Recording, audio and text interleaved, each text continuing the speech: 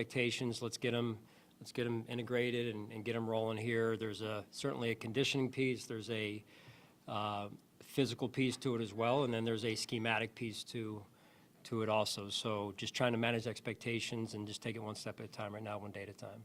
You mentioned that Dorian was going to see specials. Is there an update there after that? No update at this point. I'm still combing through that, the research and whatnot that goes into his situation there.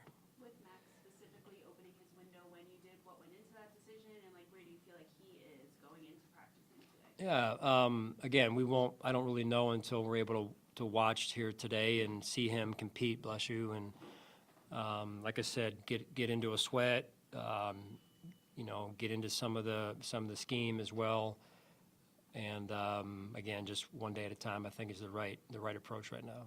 Hey, Sean, this team, very good running team, and unlike some of the others, like Henry, Bijan, Rodman, they've got two guys that can do it.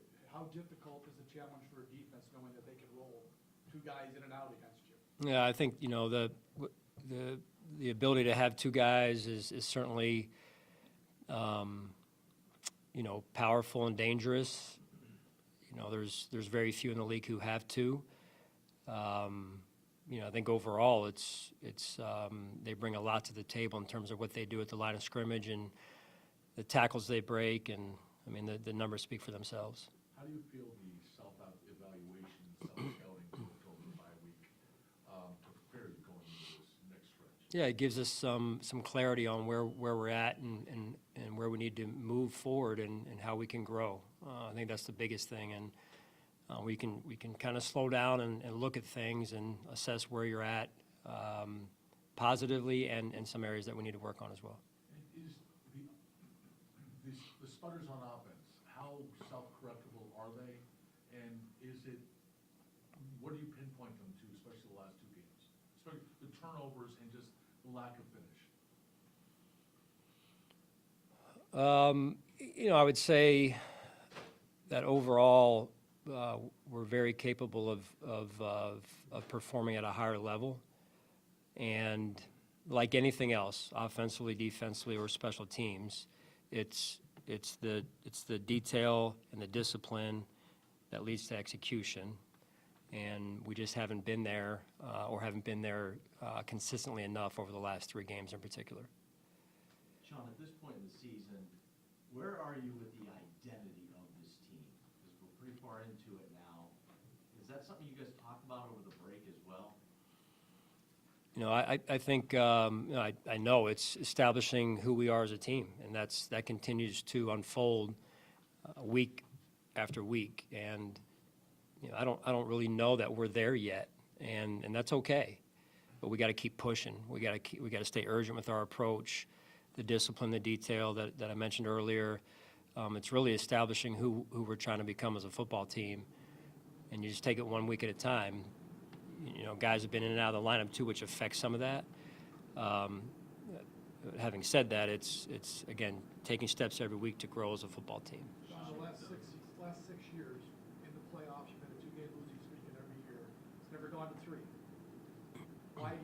What do you guys do that prevent you from going on one of those season-crushing parts of the season? Yeah.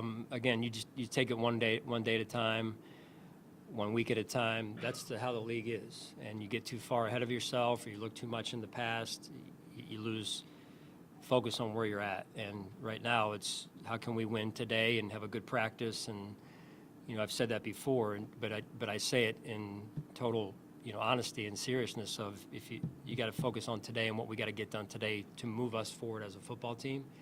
So it's integrating some of these new guys who are coming back into what we do and seeing how they look, and then reassessing where we're at with the injuries, with scheme, with execution, game plan, and it's that whole process. So that's been our approach in the past, and we take them one game at a time. Sean, okay, so go ahead. I'll ask. Michael, they're both coming back. Are they going to be full participants today and just kind of immerse right into practice? They'll be full participants today.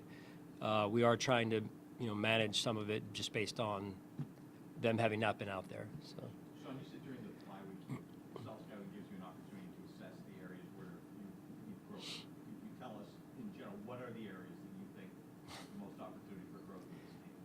I mean, there's a lot of areas. I'm not going to get into, because it's strategy based.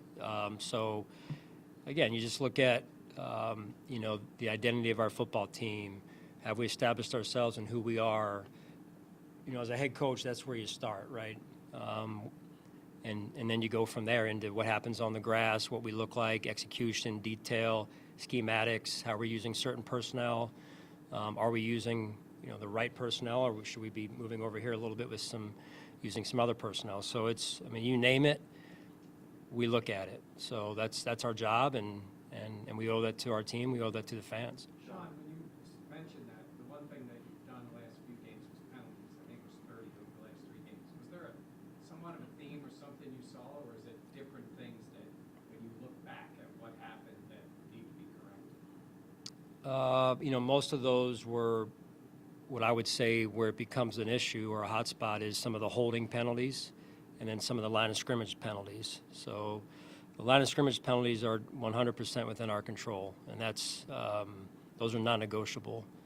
And then the holding penalties are, again, technique in this case and controlling what we can control. Get yourself in good position, move your feet, establish position, maintain position, and then you get to a certain position where you're losing the leverage, then you got to let go. And that's been addressed. It's been looked at. The spotlight has been shined on that area in particular, and we have to be better because it's impacting offensive drives. It's impacting defensive drives as well, and so it's hard to win when you're actually hurting yourself without the offense or the opponent even doing anything. So. For the Falcons, you guys elevated Jordan Poyer because of injuries to safety, and obviously he ended up getting in the game, and now you're bringing up some other safety injuries.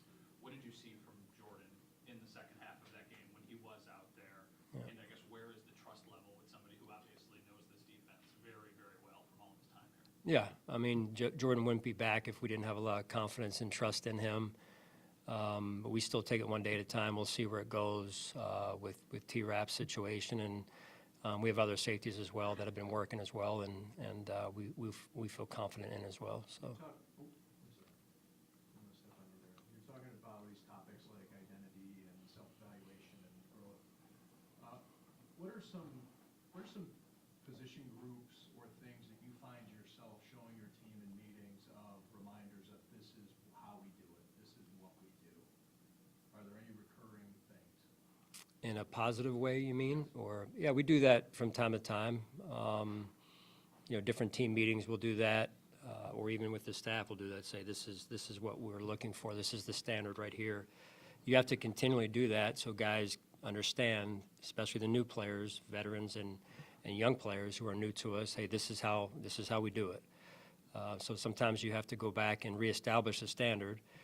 You want to do that on the forefront of everything and paint the picture for everyone, both on and off the field, of what the standard is. That's important.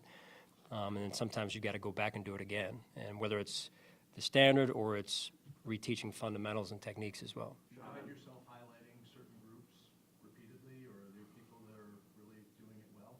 Oh, there are. Listen, there's a lot of positives to our team. You guys are asking about a lot of the call it the trouble areas, but it's you have to assess both. And here's what we're doing well. Here's who's doing it well, player or position group, as you said. And then it's into all right, where do we need to adjust? And there's course corrections through every season, as it was mentioned earlier. So those that can make those adjustments play better, perform better, and you go from there. With Dorian and Michael, is there an expectation that they should be available to play this Sunday? Yeah, we'll see. Yeah, we'll see. Sean, what is the challenge of not knowing maybe who's going to play quarterback for the Panthers this weekend? Yeah. Well, they're both good quarterbacks, and I know they signed Mike White apparently as well. So, we'll see where it goes. You've had some nice stuff to say this season about Shaq Thompson. I'm sure this is a big week for him. What has stood out to you about the impact that he's made, whether it be on the field or even in the locker room as well? Yeah, winner. He's here for a reason, and when we drafted him, back years ago, you could tell right away the impact he made in our locker room, on our team, what type of person he was. You knew what type of player he was, but then what type of person he was. And I would say you could ask the locker room, but it didn't take long for other players to say to me, hey, he's got it. And, part of it is that they can learn from watching a player like that, how he handles himself on the field, off the field as well. I know you had a dropped interception that late in the game, but overall as a defense, what do you want to see? What's led to, I guess, causing fewer turnovers, not getting the takeaways that you guys have been so successful getting over the last handful of years? Yeah, just overall, people staying on schedule, the style of offense is that we've faced has changed a little bit as well, where people aren't exposing the ball as much. So, give credit to some extent to some of the offenses we've played, but then there's also pieces that we can handle better as well. Hey, Sean, I know you still don't know on Taylor Rapp, but is injured reserve a possibility for Daquan or Joshua Palmer? We'll see. Don't know yet. Yeah. With Max, how much of the mental side and catching up and learning the system with all the reps lost is part of his comeback now, as much as certainly physical with the knee? I would say it's at least 50%, quite honestly, just because he had, I don't know, what was it, a week in training camp roughly, give or take, maybe 10 days, somewhere thereabouts. And so it's, again, he's missed a lot of time, a lot of football, a lot of affirmation of, hey, yes, that's what they want, that's how it's supposed to look, I've got to do a better job, it's not quite where we need it to be. So it's a journey, and again, I think managing expectations, I know managing expectations is important for us and him as well. Sean, how much easier is it to onboard Hoyt, Hogan, Joby when you've had 6 weeks to see how the rest of the D-line pieces fit together? Maybe we can focus a little more about where they can specifically help. Easier to onboard the 2 players who have not been here. Yeah, I mean, I don't know if it makes it easier. I guess a little bit more what you have over here, and then so when you bring these two in, I mean, you hope through 6 games you have a pretty decent feel for where you're at any position. So yeah, I guess it makes it a little bit easier. We'll see. It's somewhat unique where you have 2 guys. Sometimes you have 1 in a 6-game suspension. In this case, we've got 2. So, but we're happy to have them back and get them signed up here, ready to go. Do you feel you've got a better grasp of the team or a better feeling about the team after this 2-week break than when maybe you were entering it? I would hope so. Yeah. I mean, no, I'm not being sarcastic. I would. Yeah. I mean, I guess that's the advantages of the perspective that you've gained. Yeah. No. I mean, we had some time off last weekend, and my wife, I was kind of itching a little bit and fidgeting, and my wife's like, hey, you need to go in? I'm like, yeah, I need to go in. and she knows. I mean, she used to be a teacher, so she's like, when my classroom wasn't set, you feel that kind of uneasy feeling. Sure, you guys feel the same way. When you don't feel great about things with great clarity, total clarity, I need to go in there and watch some film and just be by myself and just with my thoughts, So it's powerful, right? And you come out of it with better clarity on where we're at and where we need to go. Just Paulie J asked about Shaq going back, but for you this week, going back to Charlotte, you haven't gotten to coach that many games back there. What is it like for you? Is it meaningful at all? Do you look forward to it? Yeah, a lot of great people, great organization that was very kind to me and helpful with my career. Coached around a lot of great coaches and staff, and great players also. So I learned so much from being there. It was a great time for our family, and obviously making the Super Bowl was a tremendous moment for us as well, an accomplishment. So learned a lot from being there, but I'm super happy here and being a part of this community as well. So thank you guys.